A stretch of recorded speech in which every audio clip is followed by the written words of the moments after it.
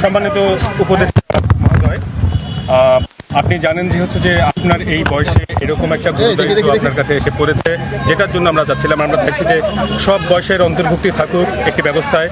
সেই জায়গাটায় এসে আপনি বলবেন যে এই যে শপথ নেওয়ার পরে এই যে দায়িত্ব পেলেন আনুষ্ঠানিকভাবে, আপনি কিভাবে সেই দায়িত্ব পালন করতে পারবেন বলে আপনার মনে হয়? সেখানে প্রশাসনের আমাদের অবস্থা জানেন, এবং এখানে বয়স কোনো বাধা হয়ে উঠতে পারবে কিনা, রাজনৈতিক বাধা আসবে কিনা? কিন্তু এক ধরনের স্বেচ্ছাচারিতা ছিল, বিভিন্ন ধরনের গুজব ছড়ানো হয়তো সরকারের পক্ষ থেকে অনেক বিষয়গুলো ছিল, এগুলো আপনি কীভাবে অ্যাড্রেস করেন?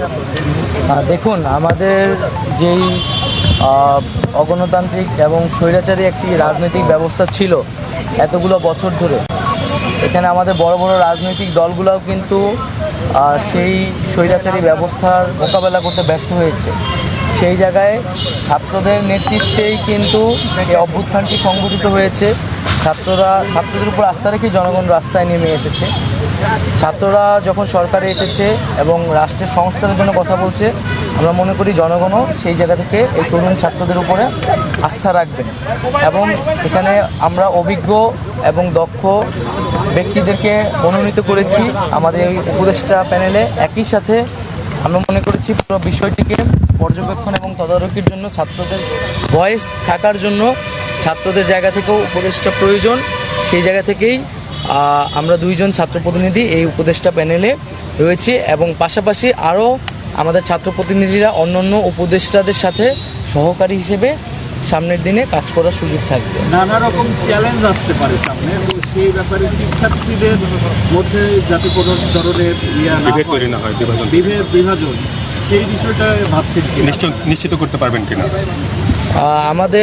আমরা একটা ঐক্যবদ্ধভাবে একটি গণ অভ্যুত্থানকে নেতৃত্ব দিয়েছি। এখন আমাদের সময় হচ্ছে বাংলাদেশকে আবার নতুন করে গঠন করে গড়ে তোলা। সেই জায়গায় আমাদের ঐক্যবদ্ধ থাকতে হবে, এবং আমরা মনে করি যে ছাত্ররা এবং নাগরিকরা ঐক্যবদ্ধ থাকবে। বাংলাদেশের সিস্টেম ভেঙে পড়েছে অনেকখানি, সেটাকে গড়ে তোলা সম্ভব যদি প্রশাসনের সাথে নাগরিক বা সিভিলিয়ান যারা ছাত্র নাগরিক তারা যাতে সমান্তরালে যদি একসাথে কাজ করে, সেটা আইন শৃঙ্খলা থেকে শুরু করে সর্বক্ষেত্রে, তাহলে খুব দ্রুত সময়ের মধ্যে আমাদের যে চ্যালেঞ্জগুলো বা যে সমস্যাগুলো আমরা দেখছি সেগুলো মোকাবেলা করে উতরে ওঠা সম্ভব। কথা বললেন যে মন্ত্রণালয়গুলোতে আপনাদের ছাত্রদের সম্পৃক্ততা থাকবে, এটা কিভাবে সম্ভব হবে? এটার প্রক্রিয়া নিয়ে আমাদের মধ্যে আলোচনা হচ্ছে, কিন্তু আমাদের প্রাথমিকভাবে একটা সিদ্ধান্ত আগেও ছিল যে সহকারী উপদেষ্টা বা এইরকমভাবে কোনো একটা পদায়ন করে যে